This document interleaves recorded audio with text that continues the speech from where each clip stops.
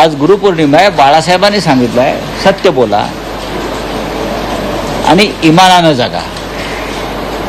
जर बेईमान लोक आनंद दिघे यांना गुरु मानून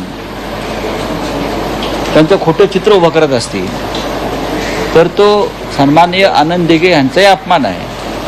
आणि आनंद दिघे यांचे गुरु आदरणीय शिवसेना प्रमुख बाळासाहेब ठाकरे यांचाही अपमान आहे.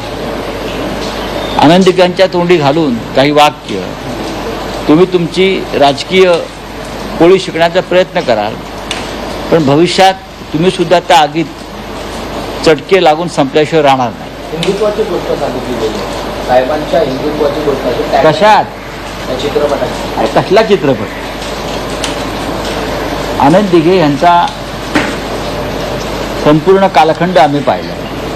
आनंद दिघे यांच्या नावावर खोट्या गोष्टी खपवणं, आनंद दिघे यांचं हिंदुत्व हे बाळासाहेबांचं हिंदुत्व होतं, ते का वेगळं हिंदुत्व नव्हतं.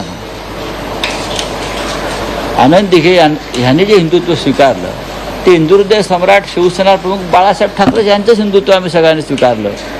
त्यांचं हिंदुत्व वेगळं ठाण्यात, तर टिंबे नाक्यावर त्यांचं हिंदुत्व वेगळं आणि आमचं सगळ्यांचं हिंदुत्व, असं काही झालं नाही.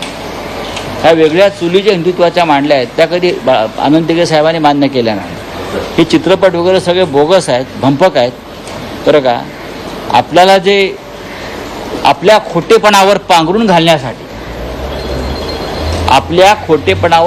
घालण्यासाठी अशा प्रकारचे चित्रपट अनेकदा याआधी निर्माण, जसं काश्मीर फाईल असेल, ताशकंद फाईल असेल, हे चित्रपट भाजपच्या लोकांनी निर्माण केले. असे अनेक चित्रपट भाजपच्या लोकांनी निर्माण केले.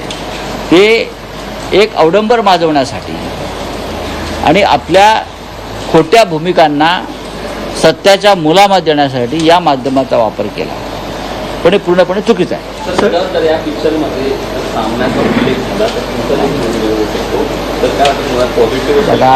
बघा, जे खोटंच आहे त्या खोट्याची चिंता आपण का करायची? मला असं वाटतं पहिल्या चित्रपटामध्ये माननीय आनंद दिघे यांचा महानिर्वाण दाखवलेला आहे. आता महानिर्वाणानंतर दुसरा भाग कसा येऊ शकतो? पण विधानसभेच्या निवडणुका आहेत.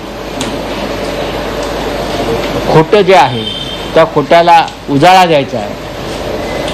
आपल्या बेईमानीवरती थोडे तारे चमकवायचे आहेत. त्याच्यामुळे आनंद दिघे यांच्यासारख्या महान निष्ठावान शिवसेनेच्या नेत्यांचा वापर करायचा. बताइए, हो गया.